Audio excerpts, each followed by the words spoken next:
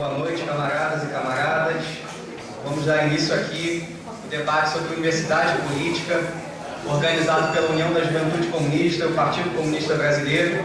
Debate que é um marco aí do lançamento da segunda edição do livro do camarada Mauro Iazzi, As Metamorfoses da Consciência de Classe, o PT entre a Negação e o Consentimento.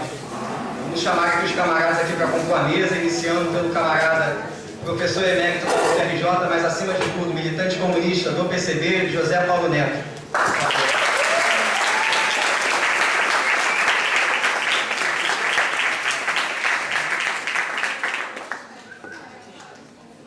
Convidar também o camarada que está numa árdua tarefa, professor de História e futuro vereador do Rio, Irã Roelho.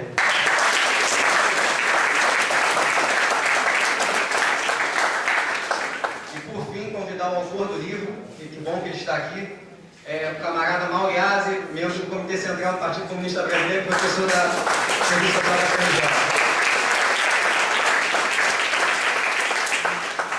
Lembrando aqui que, infelizmente, a gente tem um teto de 9 horas para o evento, e as perguntas, depois do bloco aqui de intervenções, vão ser por escrito com o camarada Hugo, aqui da UJC, do IFIX.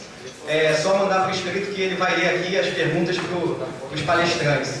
Então, vamos dar início com Zé.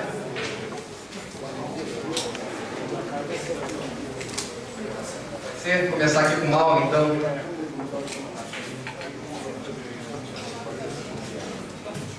Bom, boa noite para todo mundo. Boa noite. O tema dessa atividade, em geral, que foi proposto, foi o de política universitária. E sobre vários aspectos, essa tem sido uma relação tensa, né? Interessante que, se nós pensarmos do ponto de vista da própria instituição universitária, ela sempre foi cortada, atravessada pela dimensão da política, né? Não apenas porque é uma instituição de uma certa sociedade, de uma certa ordem, e que cumpre o papel de um aparelho dessa ordem, né? E isso pode ser comprovado pela própria história e o amadurecimento da instituição universitária no Brasil, mas também porque a dimensão da política faz parte da própria constituição da instituição enquanto uma política interna, né? Dificilmente a configuração dos órgãos de gestão da universidade deixam de refletir nas direções que apontam para a instituição as contradições e a dinâmica de interesses que cortam a sociedade da qual essa instituição faz parte. Talvez de maneira didática isso tenha se manifestado no último movimento docente da greve dos professores que tivemos aqui esse ano, né? Na qual nós podemos ver de maneira bem clara e precisa que uma reivindicação por carreiras, por condição de trabalho, por salário, acabava por expressar um debate muito mais de fundo sobre a universidade, o seu papel, o seu perfil, né? Se, afinal de contas, queremos uma universidade que articule as dimensões do ensino, da pesquisa, da extensão, uma universidade pública, gratuita, uma universidade onde o acesso seja acompanhado das condições de permanência, uma universidade na qual os programas de pós-graduação, de pesquisa, de desenvolvimento tecnológico reflitam e dialoguem com os problemas reais da sociedade e as verdadeiras demandas da maior parte da sociedade, ou ser uma universidade seguindo a rota da reforma do Estado e das transformações chamadas precariamente de neoliberais, e impuseram a vários setores da sociedade e que, portanto, chegam também à universidade, né? A contra-reforma do Estado implica também numa reforma, uma contra-reforma da universidade, que, ao contrário do que algumas pessoas imaginam, não virá, como não veio, por um ato do governo ou um projeto de reforma, mas, assim como em outras áreas, veio se implantando, se insinuando e acabando por impor uma direção diferente e reformando a universidade por dentro, né? A base desse perfil, que acaba fazendo da universidade também um campo da luta política, é que esse projeto implica numa universidade que se adeque à lógica do Estado mínimo. No que nos respeita diretamente, a lógica de que a universidade tem que sobreviver com poucos recursos vindo do fundo público. Como são insuficientes, foram congelados por muito tempo, né? Não foram investidos o que foi necessário, a universidade teria que, na lógica do Estado gerencial, complementar os seus recursos na busca de recursos que seriam completados pelo mercado, né? Direta ou indiretamente, mercantilizando a vida da universidade. Isso se deu de que forma? Desde a forma mais direta, da venda de serviços, né? Das fundações que vão captar recursos das mais diferentes formas, né? Das parcerias com empresas, com outras esferas do poder público, com outras esferas de mercado, até uma forma indireta, né? Que é o balcão de projetos, onde os professores, os departamentos, disputam entre si as poucas verbas de fomento, completando assim os recursos necessários à universidade. Quer dizer, esse tipo de universidade exigia uma outra forma de funcionamento interno, assim como exige uma nova forma de carreira, né? Quer dizer, passa a ser, para esse novo modelo universitário, um incômodo, uma carreira docente, tal como foi conquistada pelo movimento docente nos anos 80 e 90. Né?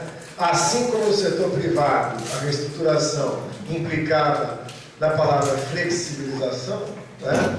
A flexibilização, no caso da universidade, é flexibilizar a dedicação exclusiva, né? É incentivar a busca cada vez maior do professor para poder completar o seu rendimento com essas diferentes iniciativas de mercado, de venda de serviços, de projetos, de fundações, né? Mas também isso adquire uma faceta própria no atual momento que nós estamos vivendo, né? A mera privatização e mercantilização, que começou claramente quando o Paulo Renato, né, era ministro da Educação, ele adquire uma nova forma, né, que tem muito a ver com o momento da acumulação de capital e o momento da reforma do Estado no Brasil, né?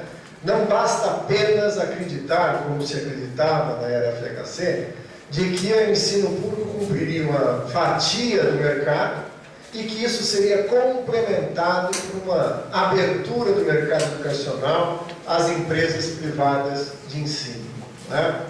Rapidamente se demonstrou que isso não funciona bem assim. Criaram-se inúmeras universidades privadas e essas universidades privadas rapidamente entram na lógica da crise do mercado, né? E mais uma vez vão pedir apoio ao Estado. Quer dizer, dentro desse novo cenário, o Estado responde de que maneira?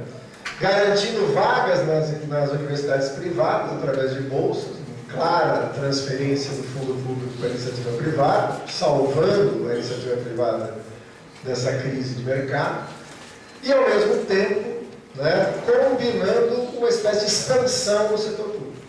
Agora, que tipo de expansão é essa? Nós não somos contra, em momento nenhum, a expansão, na medida em que isso significasse o aumento das universidades públicas, o aumento de vagas, o aumento de acesso, né? Ainda que a gente insista que isso tem que ser acompanhado com condições de permanência. Mas o problema é que essa expansão foi pensada nos moldes do Reúne como uma forma de fazer uma expansão quase como uma chantagem. Veja, o que a universidade tem até agora é o que ela tem, ainda que isso significasse, no momento em que se apresenta o Reúne, né, uma situação muito precária, a universidade tinha sido abandonada de recursos, de contratação de professores, de cuidado com a infraestrutura, mas supunha-se que estava tudo bem, e aí as verbas da expansão viriam de acordo com a expansão feita. Quer dizer, criou mais cursos, abriu outros cursos, aí vai ter mais verba, né? Ora, o que resultou nisso? Resultou numa corrida das universidades para assinarem esse acordo, uma coisa que foi misterioso, né?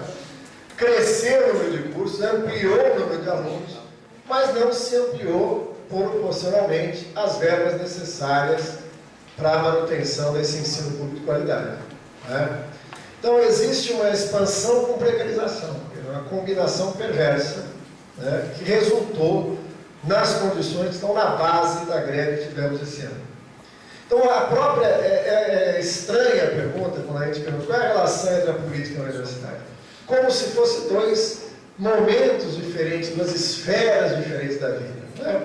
Ora, a própria afirmação das necessidades de um projeto universitário, de uma universidade pública e gratuita, se choca com o modelo do Estado que tem por trás interesses claros da nossa sociedade, né? Quer dizer, aquilo que aparece, por exemplo, na reestruturação produtiva do capital na esfera privada, na contra-reforma do Estado, no âmbito da gestão política do Estado, também se expressa e acaba refletindo no modelo de universidade, né? Talvez a universidade, por sua tradição, ainda carregue aquela imagem meio mítica de uma bolha, né, de uma ilha, de algo separado da sociedade, não é? De algo que não sofra com a sociedade. Um breve estudo sobre a história da universidade mostra que ela está sempre inserida nessa sociedade. É muito difícil que ela seja aquela torre de marfim da produção do conhecimento puro, da produção da ciência, da tecnologia, que depois vai buscar canais para falar com a sociedade, né? Dos mais tradicionais aos mais inovadores, né? Mas não no sentido de que essa universidade fique isolada, né? Ela está cruzada por questões políticas. Por isso que o futuro da universidade também não se joga em si mesmo, né? Assim como ela está profundamente implicada nos grandes problemas nacionais, e o seu futuro se joga nas opções políticas que são traçadas, e por trás tem os interesses de classe em disputa nessa sociedade, a saída da universidade, o seu futuro, também passa pela sua inserção na política, né? O Gramsci gostava de diferenciar a pequena e a grande política, né? Eu sempre brincava com o Carlos Nelson que o Gramsci esqueceu uma dimensão que é da política minúscula, né? Que a grande política, as grandes questões, o que vai acontecer com o país, com a classe, com as transformações sociais. A pequena política é aquela política do bastidor, né? Da conjuntura, das tramas, né? Daquela coisa que os especialistas em política que gostam de falar no Jornal Nacional adoram, né? Dar um palpite, quem falou com quem, que rompeu com quem, etc. E tal. Agora, a universidade também vai ser permeada por aquela, vamos chamar de política minúscula, né? Aquela disputa. O Weber gostava de dizer que a vaidade era uma doença profissional, né? Então você tem aquela vaidade, aquela disputa, aquela coisa, o departamento, a gestão, né? Assim como no conselho do Gramsci, nós podemos dizer o grande trabalho da política com P maiúsculo, política maiúsculo, é desvendar os vínculos entre essas dimensões. Não achar que elas são esferas isoladas. Buscar os nexos e as conexões, né? Por isso que o movimento docente tem que pensar desde a participação dos órgãos de gestão, dos departamentos, da vida acadêmica, até as disputas políticas que ocorrem na sociedade, até a grande política, né? Mas vinculando isso com claros princípios e horizontes de classe, né? Pensar política na universidade é também pensar o corte de classe que existe na universidade. Em tempos como os nossos, que as pessoas acham que as classes sociais acabaram, nada como o didatismo do que é os trabalhadores que entram na universidade. Nós trabalhávamos num projeto, né, um tempo atrás, chamado Conexões, que tinham a intenção de trabalhar e acompanhar os estudantes de origem popular que entravam na universidade. E uma frase chamava muita atenção, ficou marcado em todos nós que trabalhávamos nesse projeto. Quase todos eles tinham uma imagem de que estavam numa festa para a qual não foram convidados, né? A universidade parece que abriu uma faixa para recepcionar os alunos de origem popular. Vocês não são bem-vindos, né? Fiquem rápido e saiam o mais rápido possível, né? Por quê? Porque ela é e traz um ranço né, de ser um espaço seletivo, de ser um espaço de filtro, de ser um espaço que acaba afunilando para a participação de poucos, né? Por isso que a transformação da universidade e a luta política na universidade, ao nosso ver, vai além da necessária luta pelo seu caráter público, pelo seu caráter gratuito. Veja em que tempos estamos, que há um pouco tempo atrás, apenas ao referir o caráter público, estaria implícito gratuito, né? Mas agora nós temos que falar que é público e gratuito, porque tem muita gente que ainda não entendeu e transforma o ensino público numa banca de venda de serviço, ou mais sério, como é o caso agora da empresa brasileira de serviços hospitalares, que tenta nos impor, né? Além da garantia de uma universidade pública, gratuita, de qualidade, que ainda é, a universidade pública, com todo o processo que passa, ainda é responsável pelo melhor ensino, a melhor pesquisa, o melhor desenvolvimento técnico, né? Por isso que nós não consideramos que há uma crise na universidade pública. Durante a greve, os meios de imprensa nos procuraram e falaram: por que da crise da universidade pública? E nós respondíamos: a universidade pública não está em crise. O que ocorre é uma crise pela tentativa de impor um modelo que destrói a universidade pública, né? Essa que é a crise que estamos vivendo. Por isso, para a gente, a defesa da universidade pública gratuita, de qualidade, implica em ir além disso. Implica em defesa de uma universidade popular. Agora, por que a universidade popular? Né? Qual que é o eixo central que nós pensamos a luta por uma universidade popular? Não no sentido de criar uma universidade popular para as camadas populares, né? Para que tenha uma especificidade, não. Para nós, a universidade popular é algo maior que isso. É impossível, no momento que estamos na correlação de força, impedir que o capital, que a grande burguesia, apresente suas demandas e dispute a universidade para que cumpra seus objetivos. E lógico que esse lado da moeda tem muito mais instrumentos, força, para garantir que suas demandas sejam atendidas pela universidade. Ela é prioritariamente montada para isso. Mas mais do que isso, se isso é verdade, o nosso dever é também fazer dentro da universidade que as demandas populares se apresentem, que as demandas dos trabalhadores se apresentem, que aqueles que chegam na universidade tenham condições de cumprir seus estudos, de concluir e de fazer sua formação a serviço dos interesses, não da perpetuação dessa ordem, mas de sua transformação. Como Brecht dizia, né, num dos seus poemas, ali onde a burguesia e os poderosos falarem, os trabalhadores também falarão. Né? Quer dizer, é o máximo que nós podemos fazer nessa disputa de hegemonia, nesse espaço importante da universidade. E, finalmente, a universidade popular, nessa perspectiva, extrapola os limites da instituição universitária. Ela não é apenas uma universidade onde a presença do elemento popular, do elemento proletário, do elemento de classe, faz com que ela se dinamize e esses anseios aqui se demonstrem. Ela também é a soma de esforços que ocorrem fora e em torno da universidade. Por isso, por exemplo, iniciativas como a Escola Nacional Florestan Fernandes, iniciativas como o Núcleo de Educação Popular 3 de Maio, iniciativa como as escolas de formação sindicais, como escola de formação e centros de formação de partidos, constituem um conjunto de elementos que, somados, dão conta da construção de uma contra-hegemonia, né? Que é formação, que é reflexão, que é desenvolvimento de conhecimento, que também é, na nossa perspectiva, parte integrante desse projeto, dessa proposta, dessa luta, que constitui a luta por uma universidade popular, né? Abstrair isso é considerar a universidade técnica, estruturalmente concebida. É um local de formação, de ciência, de tecnologia, de conhecimento, de saber, cada um nas suas áreas, fragmentados, profilaticamente separados uns dos outros, apenas ocupando o mesmo lugar no espaço, né? Ora, essa concepção tradicional da universidade, ela está ultrapassada pelas próprias necessidades da dinâmica do capital monopolista. O capital monopolista precisa muito mais do que isso, né? E como é que ele atua na universidade e contra o que esse projeto de universidade popular se confronta, né?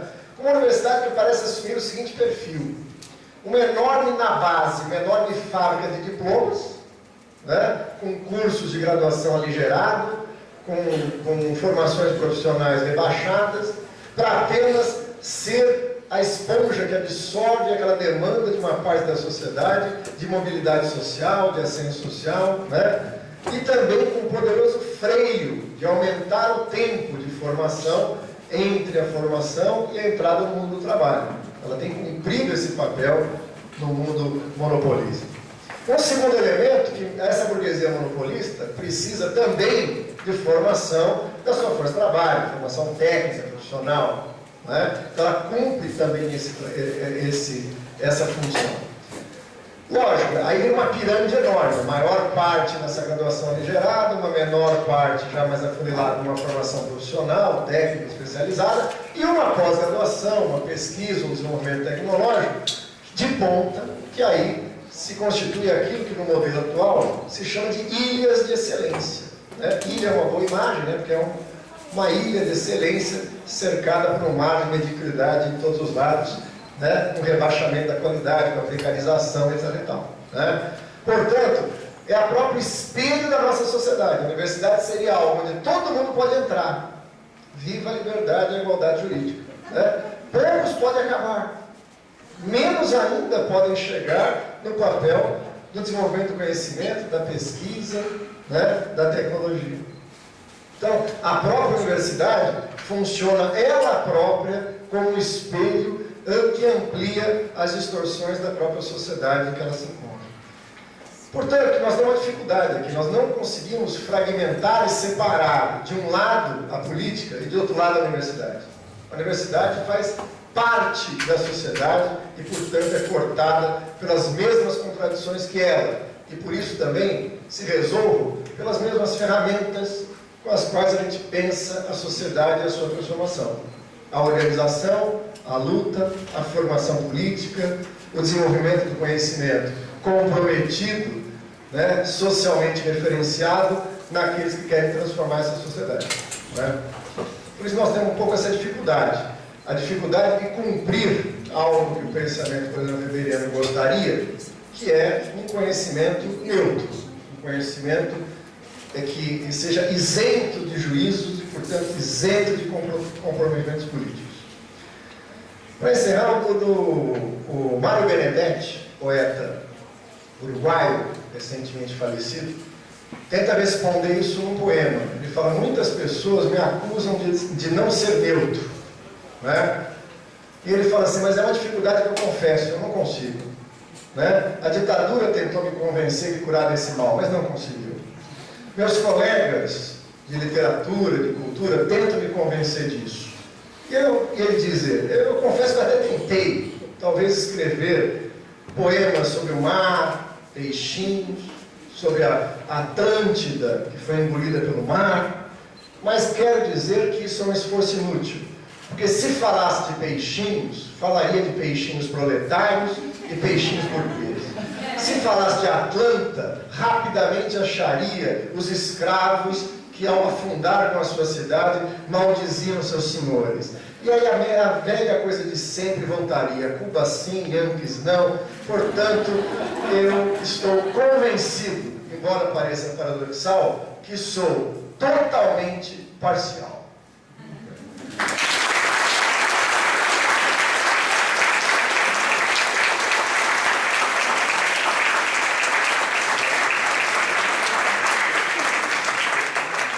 Passar a palavra agora para o camarada José Paulo Neto. Boa noite a todos, aos estudantes, aos colegas professores, aos meus camaradas de partido. Eu quero dizer que eu vacilei muito em aceitar o convite, que me honra muito, para discutir universidade aqui com vocês. E a razão é simples. Estava ouvindo aqui o Mauro, meu querido cacique político e companheiro de trabalho, ele dando por suposto que a universidade tem 3 funções básicas: o ensino, a pesquisa, a extensão. Eu acho que eu concordo com quase tudo que o Mauro fala. Mas eu queria dizer para vocês por que eu vacilei em aceitar esse convite. Porque eu acho que nós estamos discutindo uma instituição que já morreu. É isso mesmo que vocês ouviram. Depois vocês podem me dar todas as pancadas, mas eu peço que me escutem um pouquinho. Eu tenho me questionado nos últimos 20 anos se essas 3 funções são funções da universidade hoje. Mauro dizia, em defesa da universidade pública, que também é a minha posição, que no Brasil é a universidade pública aquela que confere o melhor ensino, é verdade, e aquela que faz a melhor pesquisa. Não, Mauro, não faz a melhor pesquisa, é a única que faz pesquisa. É a única. Segundo dados credíveis, oficiais, 97% da pesquisa que se faz no Brasil, 97%, os outros 3% são verdadeiramente residuais. 97% é feito na universidade pública. Mas isso é no Brasil. Quando eu olho a universidade do ponto de vista dos países capitalistas mais avançados, eu tenho me perguntado seriamente se nos últimos 20 anos ela faz ensino, se ela faz pesquisa e se ela faz extensão. Eu penso que essas funções estão claramente definidas no capitalismo contemporâneo. Então vamos ver se a gente se entende. Eu concordo plenamente com a formulação política do Mauro, mas eu penso que, e não vai ser aqui nessa noite, mas eu acho que é obrigação de um intelectual colocar isso para os seus companheiros, eu acho que nós temos que discutir essa ideia de universidade. Eu acho que essa noção de universidade com a qual nós estamos trabalhando é uma noção que hoje carece de um profundo redimensionamento. Essa instituição, que é aquela que nós estamos defendemos nesta greve, né? E daí extrapolamos um projeto de universidade popular, eu penso que nós precisamos de discutir isso desde a raiz. Isso não significa o fim da instituição universitária. Não é? A gente frequentemente se esquece que essa moça começou por iniciativa da Santa Madre Igreja Católica Apostólica Romana. Bolonha não é apenas um conjunto de prédios, é um projeto de hegemonia. E que essa hegemonia se redefiniu. A universidade que nós conhecemos não tem nada a ver com aquela ideia de universitas, de universalidade, que formalmente está na raiz do catolicismo triunfante na média e Idade Média. Robert Sorbonne, que dá nome a outra universidade famosa, era um clérigo, era um padre. A universidade só se autonomiza do poder da igreja, se vocês quiserem, da Inquisição, com a Revolução Francesa. A laicização da universidade é do século XIX. Ela se redefiniu amplamente. Ela não acabou, mas ela entrou em profunda metamorfose. E eu estou usando o termo metamorfose porque, segundo o nosso companheiro que abriu a mesa, nós estamos aqui também para saudar a segunda edição desse belíssimo livro do Mauro. Eu posso falar belíssimo porque eu conheci esse livro há muito tempo, antes de tomar a forma de livro. Imaginem vocês que eu comecei falando aqui que o Mauro hoje é meu cacique político, o que me honra muito. Mas eu estive na banca de doutorado do Mauro quando ele defendeu a tese que, eu diria, é o núcleo duro deste livro, que eu reputo dos livros mais importantes publicados nesse país nos últimos 10 anos. Leiam esse livro. Esse livro é um livro admirável. É claro que eu tenho as minhas quesilhas com o Mauro, né? O namoro dele com Sartre, que me incomoda profundamente, mas o livro é um livro admirável. e é de saudar a sua segunda edição de um livro que é um catatal enorme no país onde se diz que as pessoas não leem. Isso não é verdade. Então eu dizia, as metamorfoses não ocorrem apenas em níveis de consciência e em partidos políticos, e até mesmo em classes sociais. Uma instituição que veio se metamorfoseando, especialmente ao longo dos últimos 2 séculos, foi a universidade. Penso que se nós projetarmos, não em termos de lutas imediatas, e penso que o Mauro falou com olho nessas lutas imediatas, porque essa universidade que está aqui, a que faz 97% da pesquisa nesse país, ele está ameaçada, não é? Então ele fala muito a partir dessa luta, da qual ele foi um dos protagonistas mais importantes no cenário brasileiro, que foi a luta da última greve. Mas eu acho que se nós, eu estou convencido que se nós projetarmos, prospectarmos, planejarmos uma universidade, não a curto prazo, mas a médio e a longo prazo, nós vamos ter que redefinir esse negócio de pesquisa, extensão e ensino. Até porque eu estou convencido, sei que isso vai chocar vocês, que eu acho que a universidade como instituição já não faz nenhuma dessas 3 coisas. No mundo, a imagem que Mauro começou a usar, eu quero retomá-la.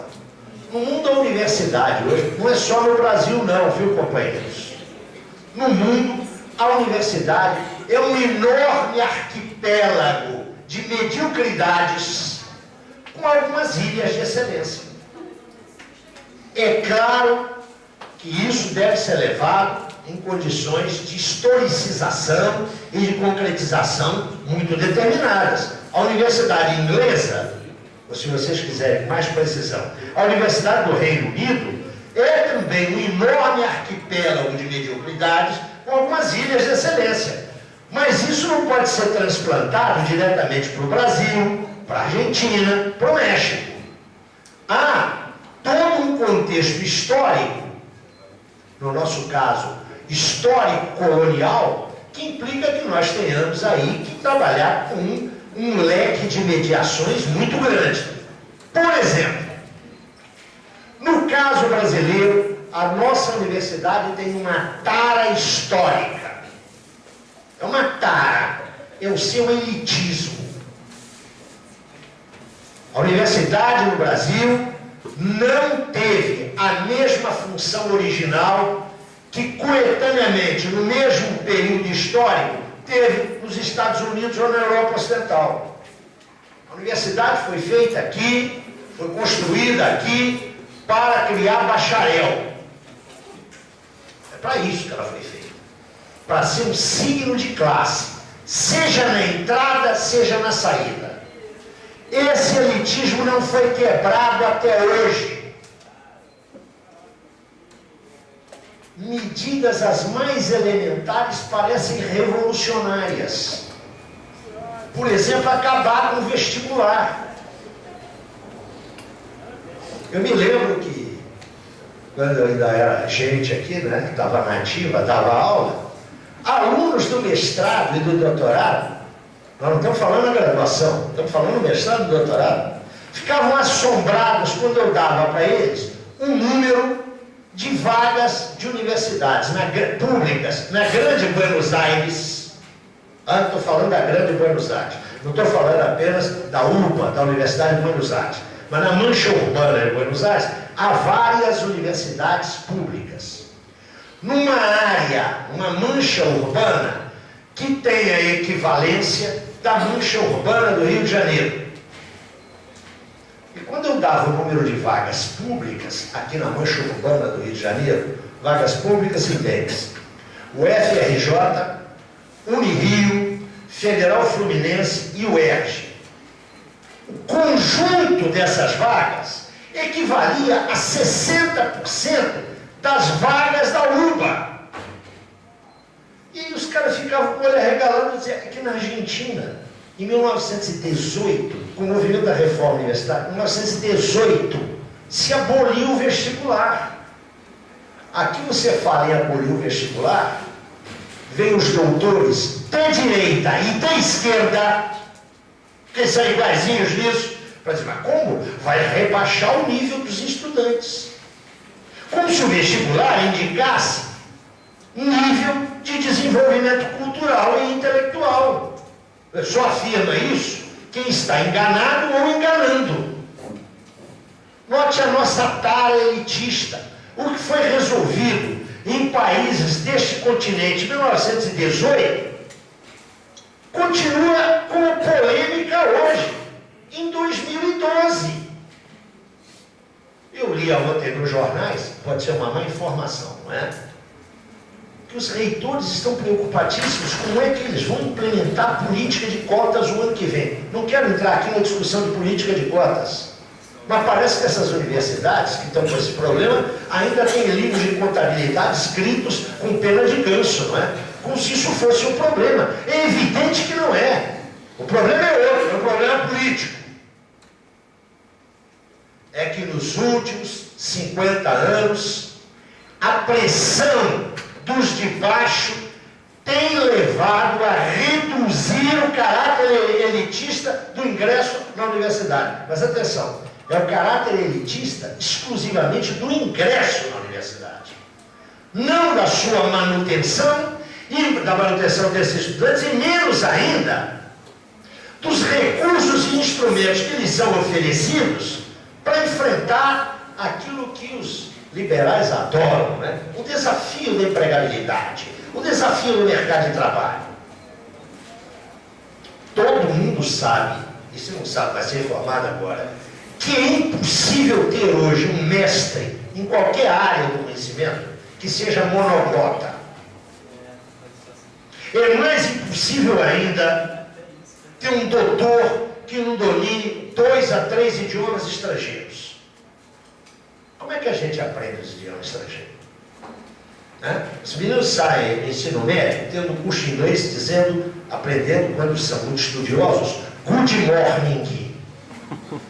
Como é que eles vão aprender inglês? Onde? Bom, tem a Brasil e Estados Unidos, tem a cultura inglesa, só que isso custa dinheiro, além de custar tempo, além de custar transporte. A universidade não se preocupa minimamente com isso. Há 5 anos atrás eu levei, não sei se tem algum deles aqui, levei um banho, quando abri aqui o ano letivo do mestrado. Eu disse, olha gente, vocês precisam falar inglês, precisam falar francês, vocês estão numa universidade pública, então se não tem dinheiro para ir para Brasil e Estados Unidos ou para a Aliança Francesa, vai lá para o fundão e assiste às aulas do curso de letras. Aí uma menina levantou e disse, professor, não é mais assim não. Não pode mais assistir, ou seja, o cara não pode, dentro da universidade, se adestrar num outro idioma, estando no outro curso. Tem aí aquelas arapucas que são os cursos de inglês e francês instrumental, não é? Que a gente sabe para que serve.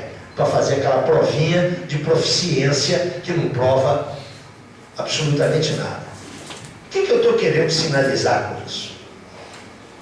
É que mesmo com essa pressão toda para quebrar o elitismo da universidade brasileira, a resistência dela, a permeabilidade aos de baixo é enorme.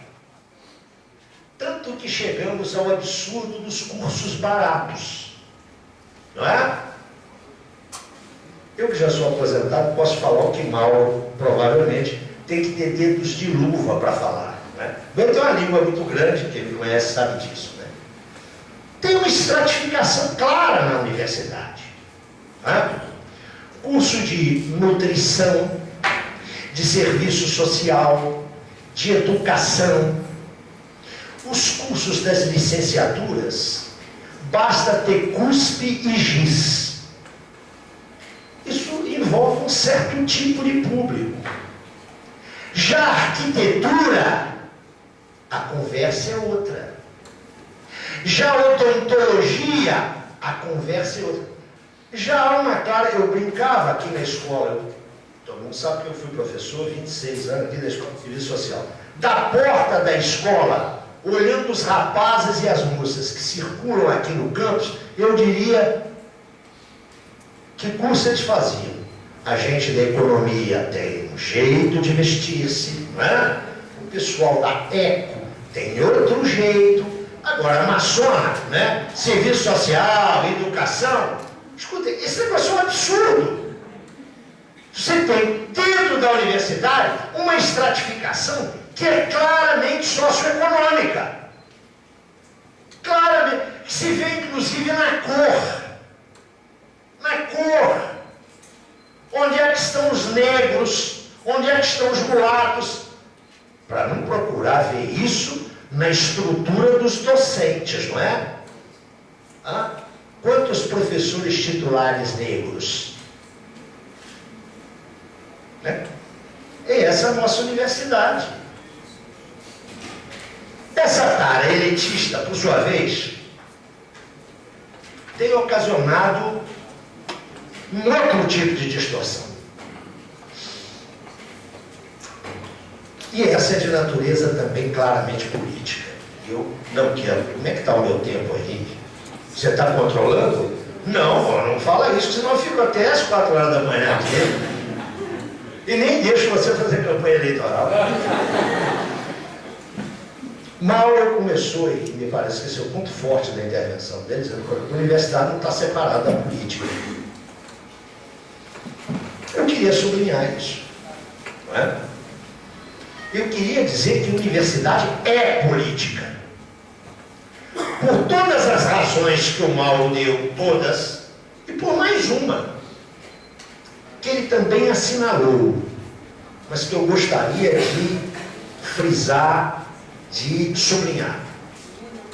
Universidade é um aparelho, estou me referindo à universidade pública, é um aparelho de Estado.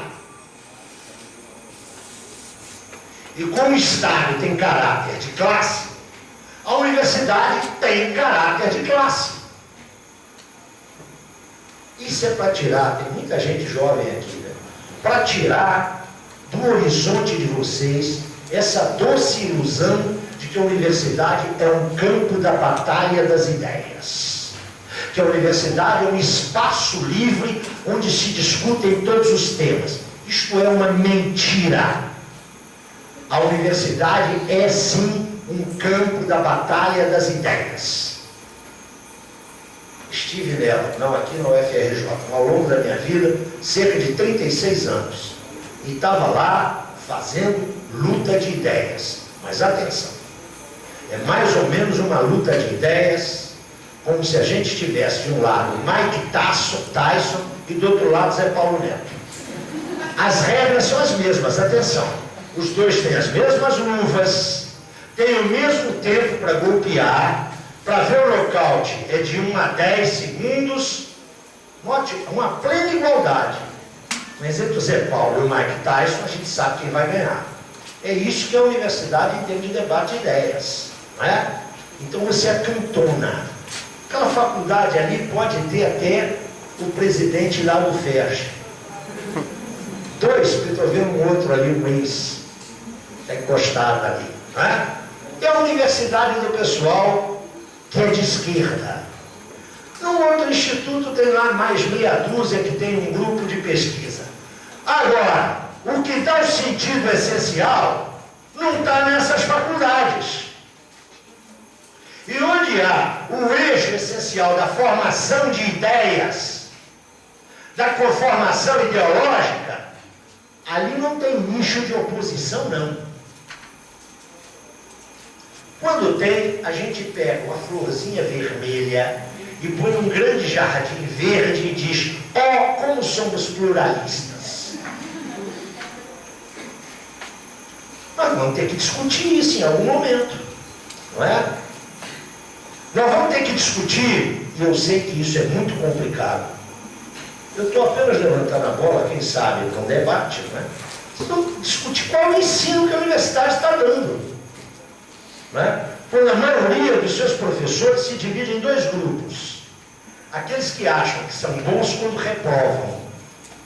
Tive 85% de reprovações. Ó, como sou rigoroso. E você vai ver o currículo desse professor. Ele não publica, ele não tem debate, mas ele é rigorosíssimo. E tem estímulo liberal. Falei, esses caras vão se defrontar mesmo lá no mercado de trabalho. Não deixa, passa todo mundo, não tem exigência nenhuma.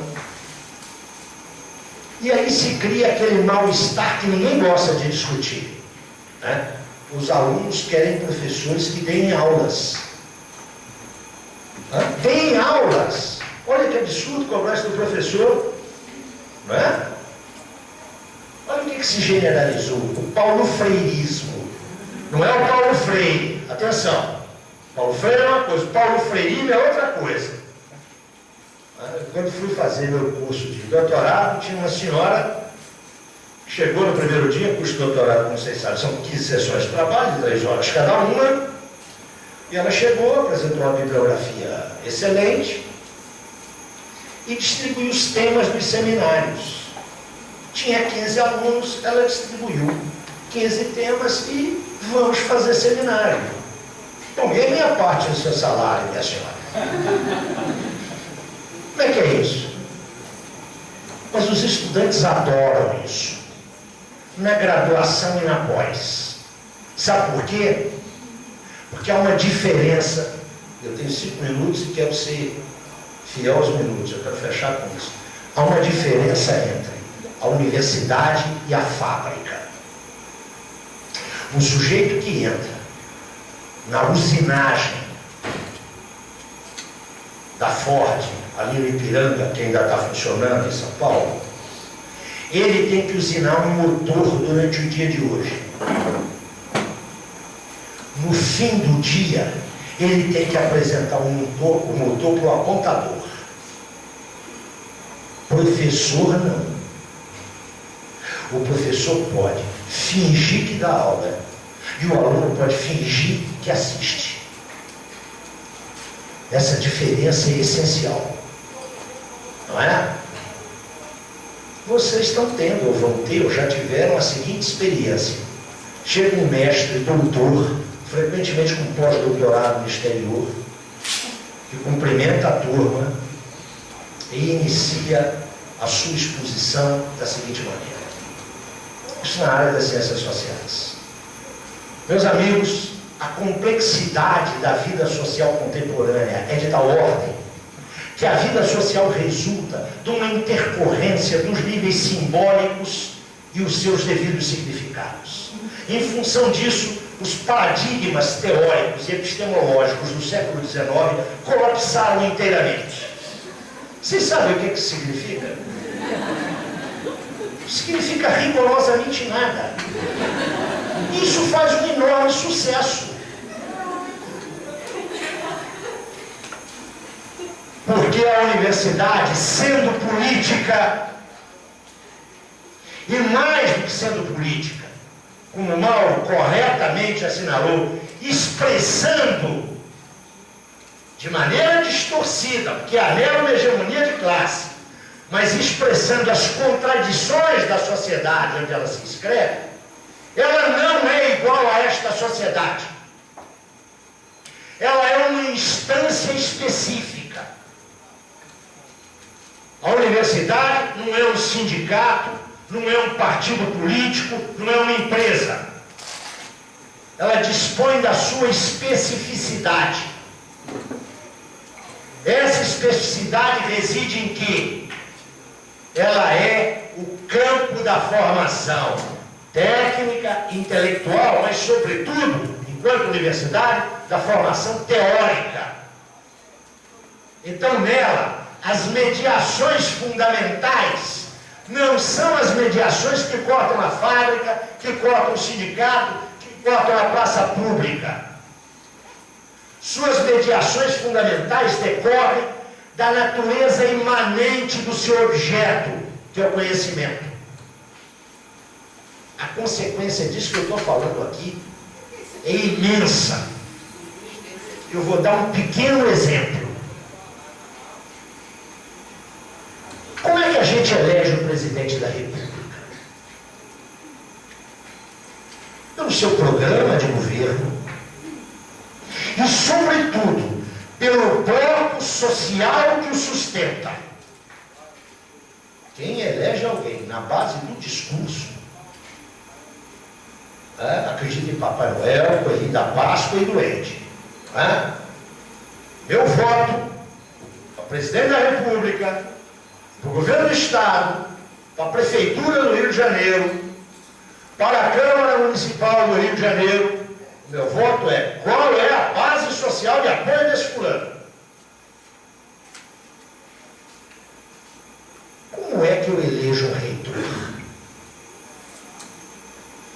Como é que eu elejo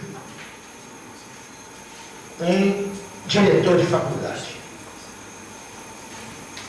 É do mesmo jeito? É pela pertencência, pela pertinência ao partido político? Pela minha identidade ideológica com ele? Não, senhores. A luta política passa na universidade pela direção social do ensino. Eu posso ter excelentes figuras políticas que certamente serão péssimos reitores, péssimos diretores de faculdade. Eu quero enfatizar aqui esse caráter específico, essa particularidade da universidade. O que eu quero dizer é que a gente não escolhe o reitor com os mesmos critérios que escolhe o prefeito da cidade. Que o que está em jogo aqui, insisto, é a direção social do conhecimento.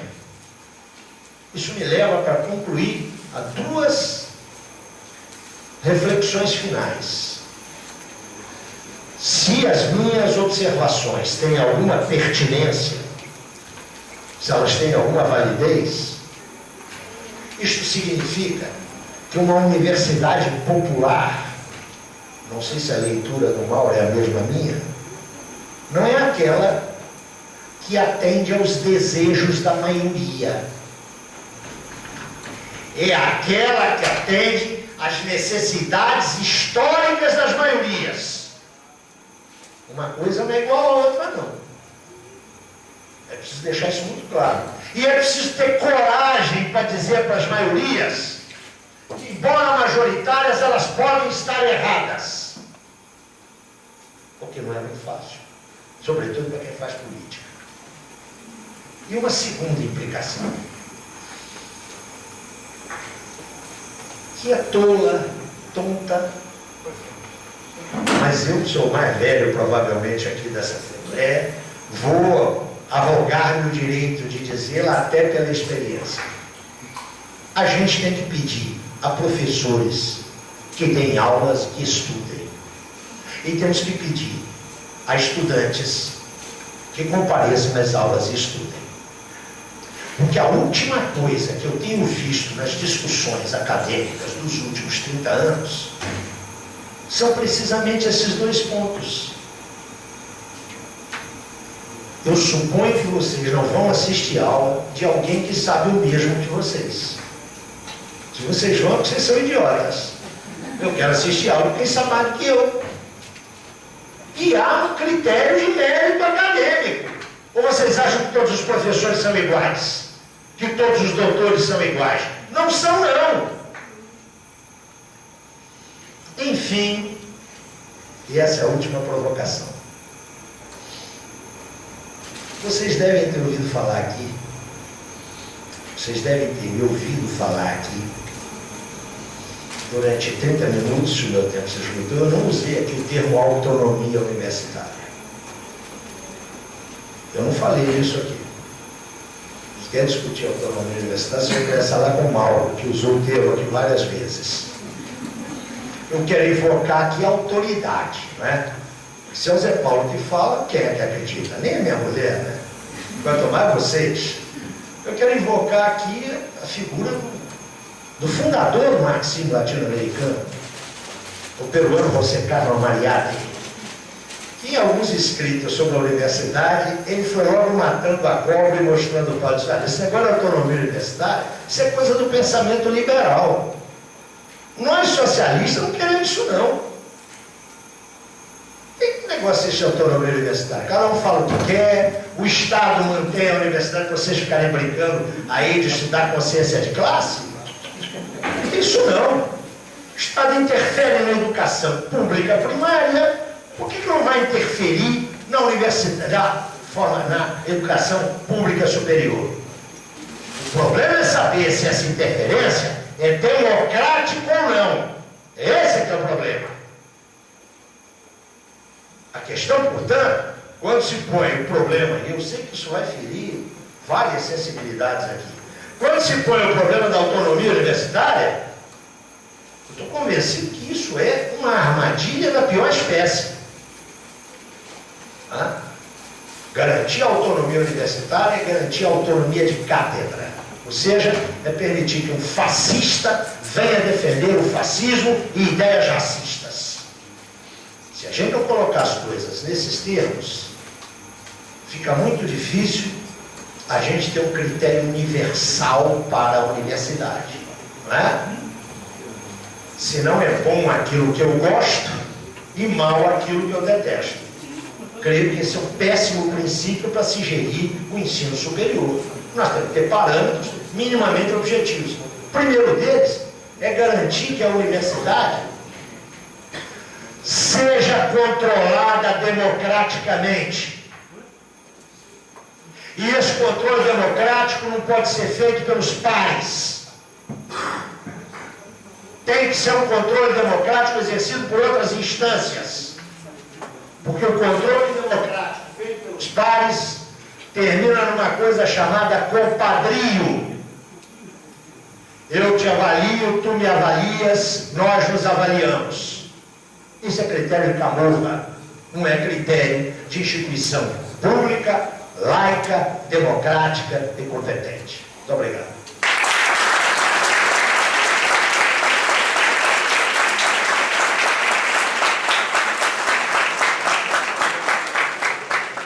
Só lembrando que o Hugo, que está ali aqui na esquerda, à minha esquerda, está pegando já as perguntas. Passar agora a palavra para o camarada Irã Moeda. Boa noite. Eu tomei 5 votos. Isso aí até é bom, porque falou depois do Zé Paulo. Isso aí já me empolgou bastante trabalho e constrangimento também, né? Deixa eu primeiro me apresentar para quem não me conhece. Meu nome é Irã. Sou funcionário da universidade, sou militante comunista há 30 anos, sou professor de História e de Comunicação. Minha formação foi feita, inclusive, nessa universidade pública. E dou aula no setor privado. E cada vez esse conceito de dar aula está se afirmando mais, porque os atrasos e os não pagamentos de salários estão se tornando uma rotina. Então, dar aula no setor privado é dar aula mesmo, tá? Não é força de expressão, não. E sou sindicalista, sou diretor do Sindicato dos Professores. E, como sindicalista, atuo ativamente na política, né? Entendendo a política como um campo do debate de ideias e de projetos de sociedade. Diga-se de passagem, eu sou de uma geração que se discutia projeto de sociedade. Eu tive uma participação bastante ativa já nos anos 80, né, que foi a última década quando a sociedade engajada politicamente, estava se discutindo qual era o projeto societário que se quer. E por que eu estou falando isso? Porque, aproveitando as deixas e as levantadas de bola, tanto do Mauro quanto do Zé Paulo, né, a política, ela foi se transformando no final dos anos 80 para o início dos anos 90, gradativamente, né, não mais no espaço do debate de projeto de sociedade, mas sim cada vez mais no espaço da gestão. Então, quando você discute gestão, ela vem acompanhada também de uma fragmentação da realidade, porque você não discute o global, você discute parcelas desse global. E ao discutir parcelas desse global, quando você fragmenta esse global, você apresenta o técnico que é o melhor para responder sobre esse problema, seja o da saúde isoladamente, o da educação isoladamente, o do transporte, mas nunca enquanto um projeto de sociedade. Foi dito aqui nessa mesa, e aí eu vou me aproveitar do vício de profissão, que é de professor de História. Foi dito aqui nessa mesa que a universidade é um aparato do Estado. Ela faz parte do Estado e ela tem, portanto, um caráter de classe.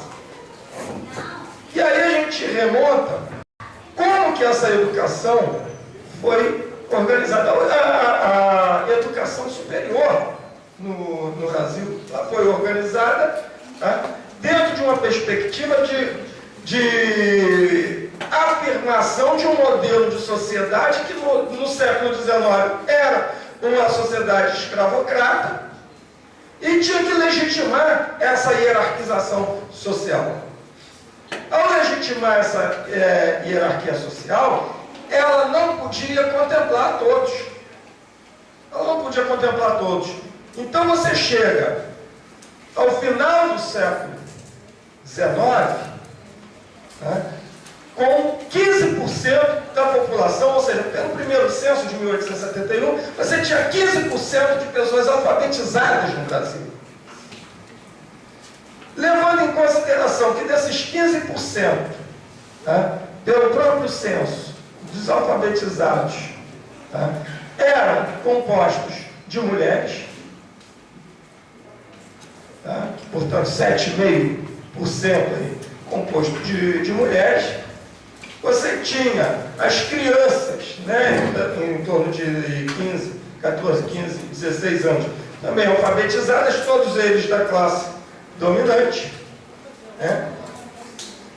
E, obviamente, que você tinha aí uma minoria da população alfabetizada do gênero masculino, que era quem participava politicamente, porque o voto, aliás, a política era o espaço, não só do homem, tá, mas também era o espaço, principalmente, da renda. Ela era definida pela renda. Ora, quando você faz a República, o que acontece? Óbvio que você não pode manter, né, um sistema político que se sustenta pela renda. Isso é antidemocrático. Você tem que transformar isso, tá, para quê?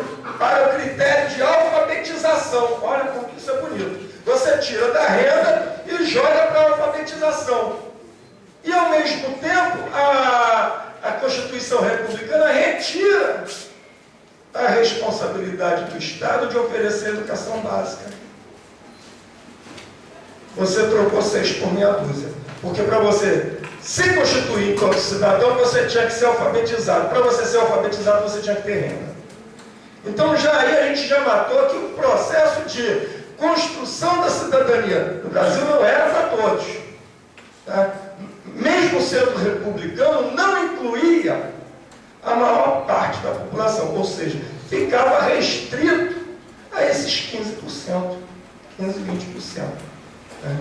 Esses 15 e 20% que podem sim ter agora o direito da questão da participação política pelo critério da alfabetização, porque essa classe dominante já se alfabetizou. Antes ela não era o critério da alfabetização para se participar da política, porque a maior parte da classe dominante não era composta de alfabetizados. Então você tem aí 50 anos, 60 anos para resolver esse problema, e se resolveu aí, agora você pode se fazer a República no Brasil. Tá? E você continua tirando do direito do debate de sociedade uma parcela considerável da população, que incluía não só os ex-escravos, como incluía também os estrangeiros, que com as imigrações europeias, né, vieram para cá, compor a base da classe operária brasileira. E que, se você for fazer uma pesquisa, né, tem gente de ciências sociais aqui que sabe muito bem isso, se você for fazer uma pesquisa sobre a atuação da classe trabalhadora no final do século XIX e no início do século XX, você vai ver que era muito pouco. Por que era muito pouco essa participação nos registros oficiais? Por uma questão muito simples. Né? Porque analfabeto não podia fazer política. E se fizesse política, estava cometendo um crime. E se estava cometendo um crime, não era político, era comum. Tá?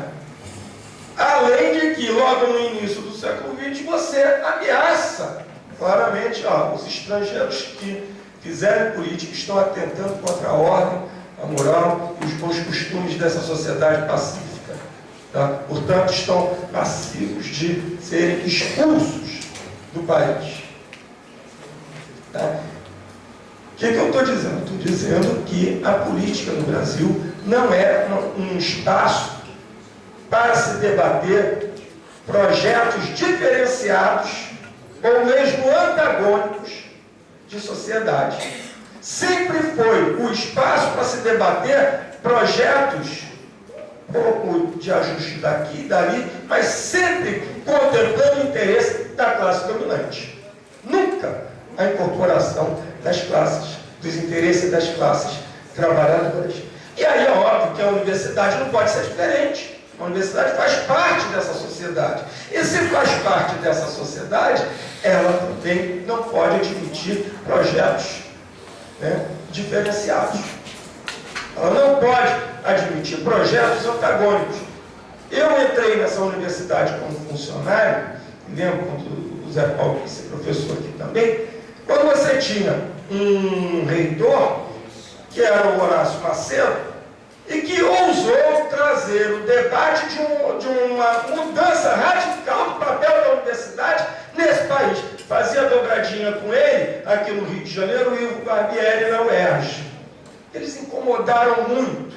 O governo Sarney, que é base, foi base do senhor Sarney, que foi base do Lula, e é base também da senhora Dilma, do CEP, portanto, aliado do PT, cansou de prender as verbas da universidade para não se pagar os funcionários.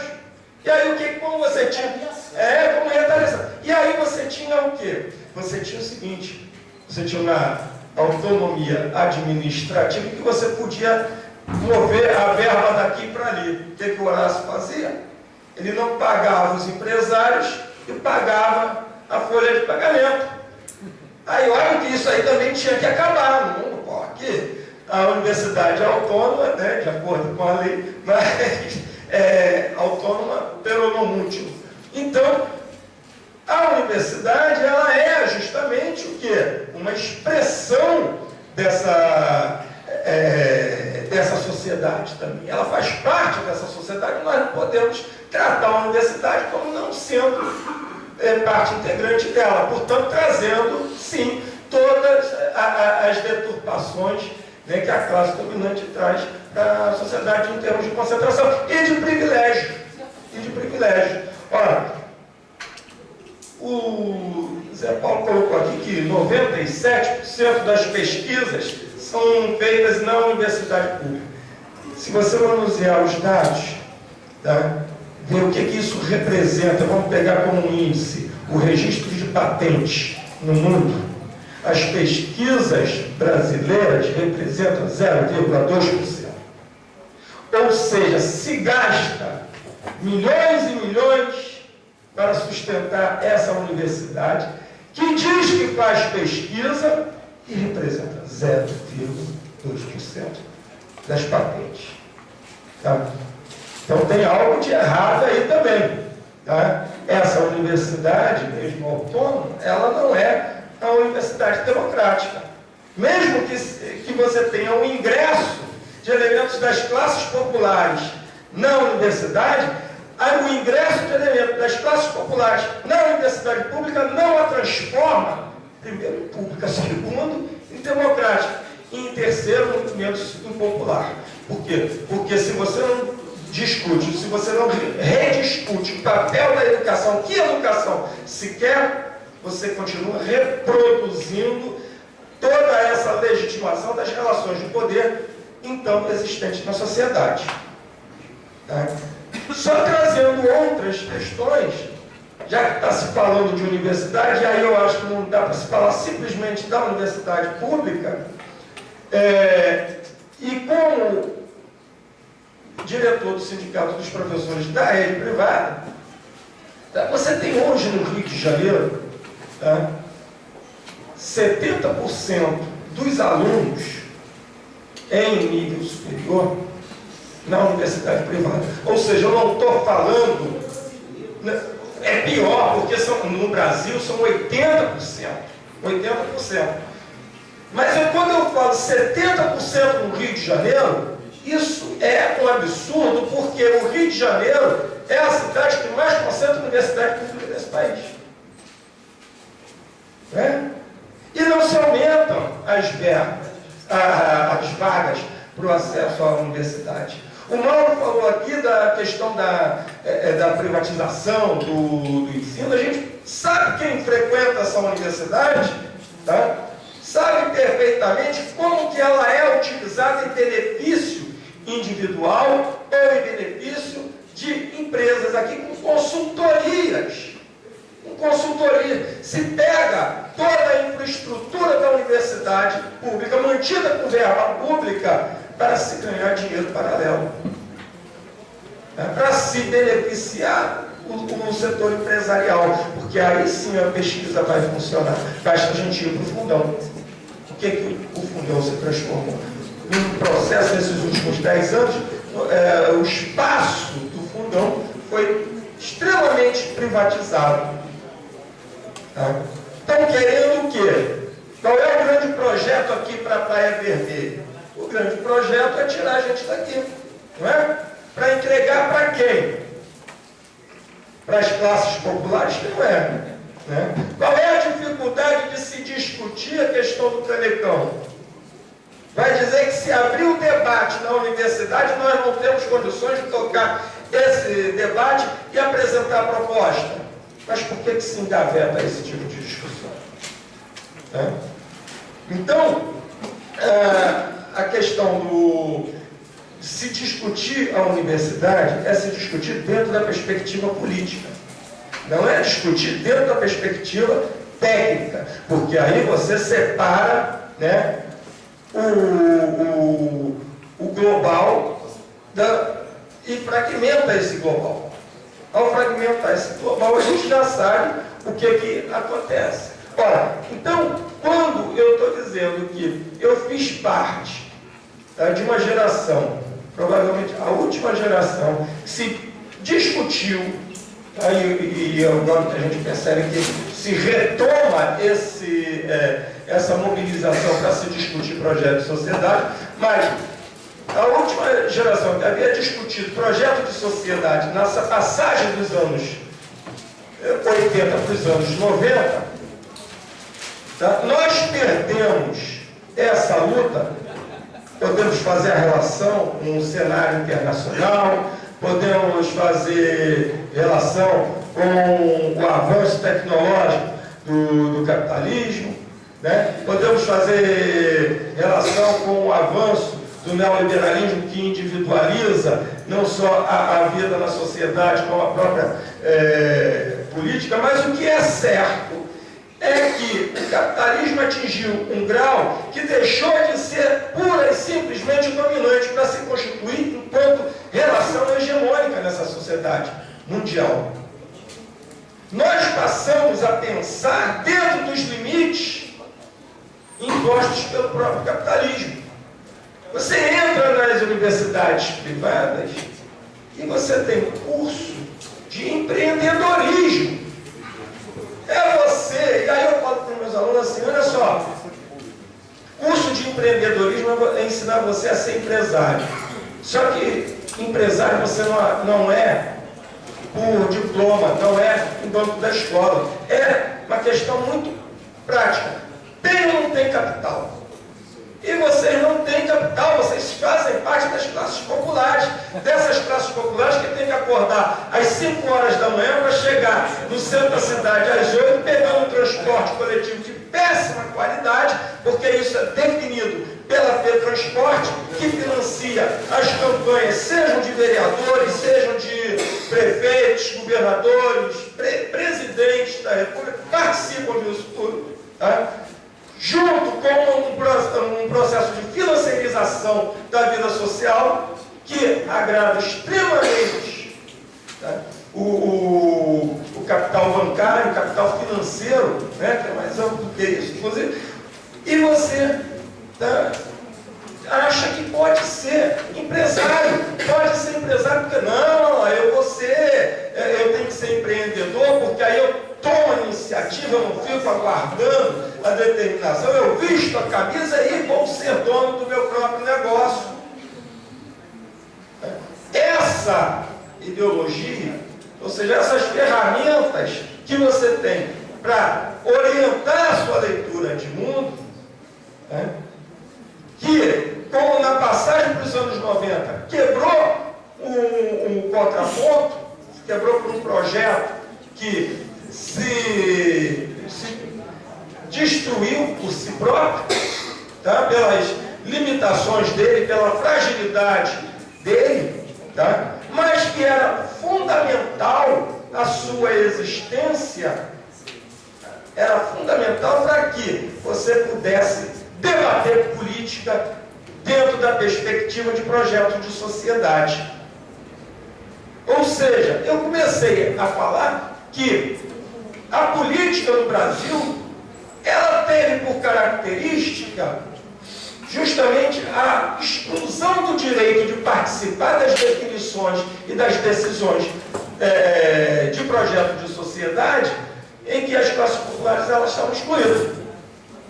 E é por isso que eu vou terminar falando que, para o Partido Comunista Brasileiro, nos seus 90 anos, com os seus erros e com os seus acertos, que lutou ativamente na história do século XX desse país, para se construir uma sociedade democrática, uma sociedade socialista, Partido Comunista, de tantas personalidades, como o Monteiro Lobato, como o Jorge Amado, como Joconde Dias, como o Astrogildo Pereira, como Mário Lago, como Zé Paulo também, tantas pessoas, Carlos Nelson Coutinho, né, tantas pessoas ilustres nesse país, que foi, né, a casa de tantas pessoas que acreditavam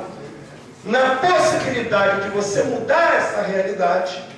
Tá? É por isso que o PCB, hoje, ele defende o seguinte: não há possibilidade de mudança da sociedade, você vendo a política como uma gestão.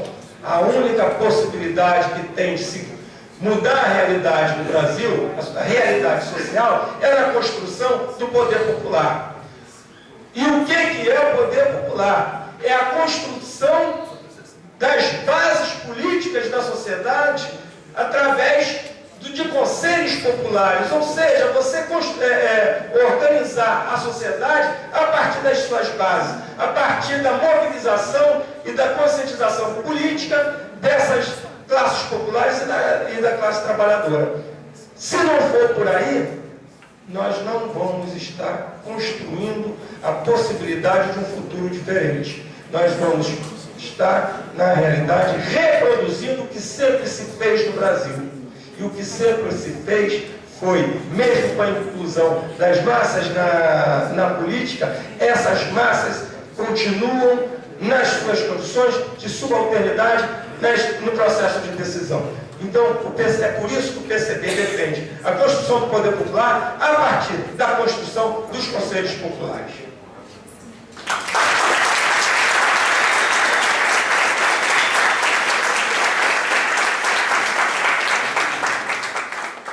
Agora, passar para algumas questões.